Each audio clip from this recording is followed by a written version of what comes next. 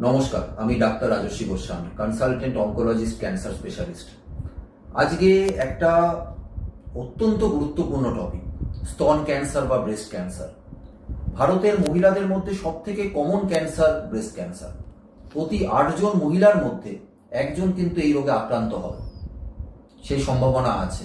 সুতরাং স্তন ক্যান্সার বা ব্রেস্ট ক্যান্সারের আর্লি সাইনস অ্যান্ড সিমটমসগুলো জানা কিন্তু খুব দরকার। কি কি সিমটম হতে পারে?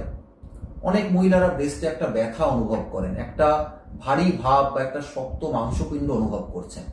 এটা কিন্তু আপনাদেরকে মনে রাখতে হবে, ব্রেস্টের ফোলাভাব মানেই কিন্তু সেটা ক্যান্সার নয়, সেটা ক্যান্সার নাও হতে পারে। কিন্তু সেটা যে ক্যান্সারের সম্ভাবনা নেই সেটাকে উড়িয়ে দিতে তো আমরা পারবো না যতক্ষণ আমরা পরীক্ষা করব।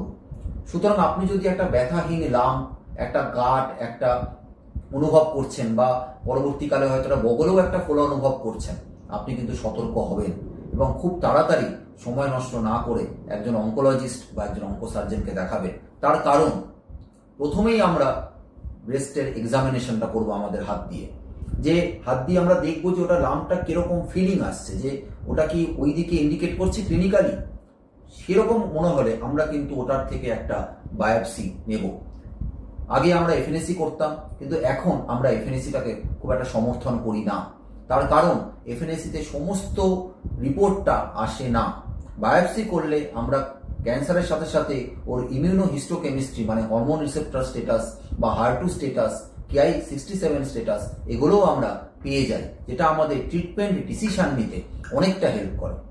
সুতরাং ব্রেস্টে একটা লাম্প হয়েছে বা বগলে একটা দলা পাচ্ছেন, অথবা নিপিলটা রিট্রাকশন হয়েছে বা নিপিল থেকে কোনো রক্তক্ষরণ হচ্ছে বা চামড়ায় কোনো দানা দানা অনুভব করছেন, সেই জায়গায় আপনি সতর্ক হবেন প্লিজ।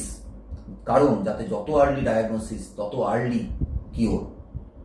ক্যান্সারটাকে তো সারিয়ে দিতে হবে। ক্যান্সারটা লেট স্টেজে ধরা পড়লে আমরা কিন্তু আর সারাতে পারবো না, তখন ক্যান্সারটা কন্ট্রোলেবল থাকে, কন্ট্রোল করতে পারবো, আমরা কিওর করতে পারবো না। আর্লি স্টেজ ডিটেকশন মানে চিকিৎসার কম খরচ, তার সাথে কিওরের সম্ভাবনা অনেক বেশি। ব্রেস্টে লাম্প ধরা পড়লে যোগাযোগ করুন, ব্রেস্টে কোনো রকম সন্দেহ অনুভব করলে যোগাযোগ করুন। তার কারণ যদি আমরা আর্লি ধরতে পারি, কম খরচে চিকিৎসা শুধু নয়, আপনার সেরে যাওয়ার সম্ভাবনাটাও বেড়ে যাচ্ছে।